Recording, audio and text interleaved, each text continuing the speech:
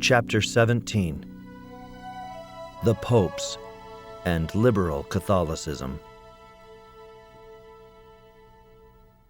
Catholic liberalism is a veritable plague. Pope Pius IX. Father Roussel collected in his book a whole series of declarations from Pope Pius IX condemning the Catholic liberals' attempt to blend the Church and the Revolution. Here are some of them, which is good for us to ponder. Pius IX to the Pilgrims of Nevers, June 1871. What afflicts your country and prevents it from meriting the blessings of God is the mixture of principles. I will say the word, and I will not keep it secret. What I fear is not all those wretches from the Paris Commune. What I fear are these unhappy politics, this Catholic liberalism which is a veritable scourge, this seesaw game which would destroy religion. Without doubt, one must practice charity. Do what is possible to bring back those who have lost their way. It is not, however, necessary for them to share their opinions. Pius IX Brief to a Catholic Circle in Quimper, 1873.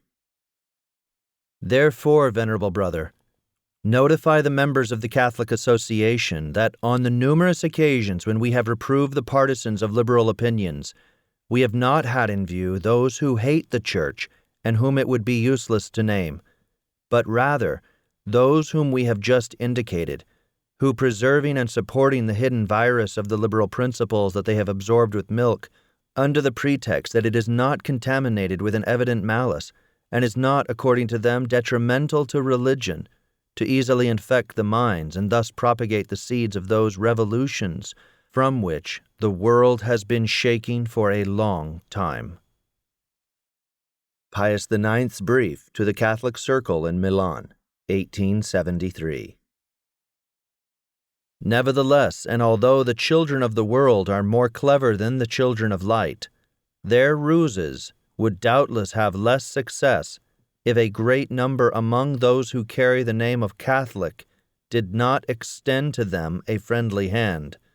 Yes, alas, there are those who seem to want to walk in agreement with our enemies and do their best to establish an alliance between the light and the darkness, an accord between justice and iniquity, by means of those doctrines that are called liberal Catholic, which, resting on the most pernicious principles, flatter the secular power when it invades spiritual things, and impels minds to respect, or at least to tolerate, the most iniquitous laws. Absolutely, as if it were not written, no one can serve two masters. Now these are assuredly more dangerous and more deadly than declared enemies, both because they further their efforts without being noticed, perhaps without suspecting it, and because, living on the edge of formally condemned opinions, they give themselves a certain appearance of integrity and of irreproachable doctrine, thus alluring the imprudent lovers of conciliation and deceiving the honest people, who would revolt against a declared error. In this way they divide minds, tear up unity, and weaken the forces that must be reunited in order to turn them all together against the enemy.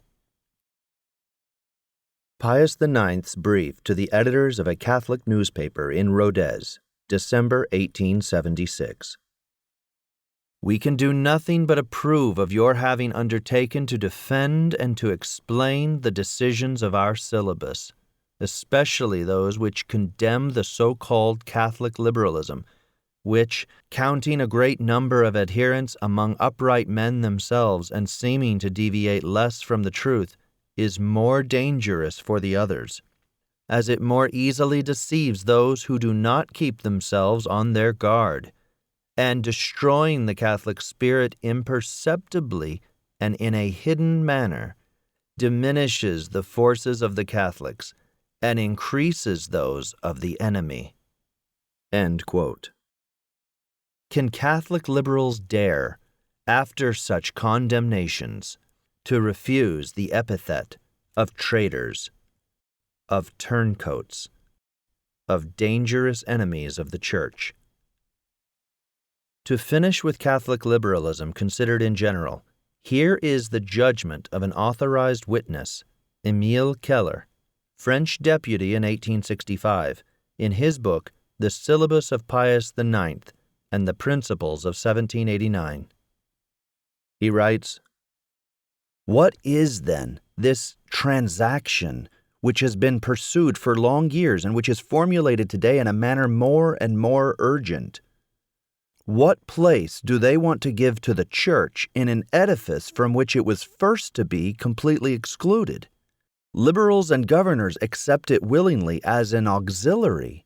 Their full independence, their sovereignty without limit, and their entire liberty of action are reserved outside it and its authority.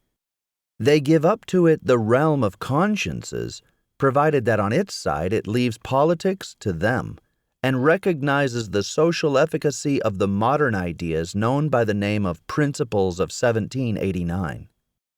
Captured by this seductive snare, many generous spirits do not understand that these principles, however moderate, can be rejected. Some go away from the Church, imagining absurdly that it really demands the sacrifice of progress and of liberty.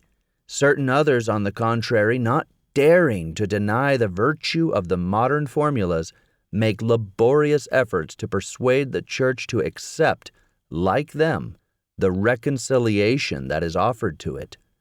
By dint of goodwill, they believe it proven to them that, some nuances aside, the principles of 1789 are purely Christian principles, that it would be artful to take possession of them and to bring them gradually and smoothly to be recognized and blessed by the Holy See.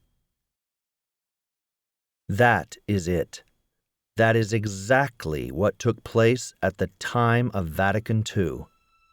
The liberals succeeded in having the principles of 1789 blessed by the Pope and by the Council.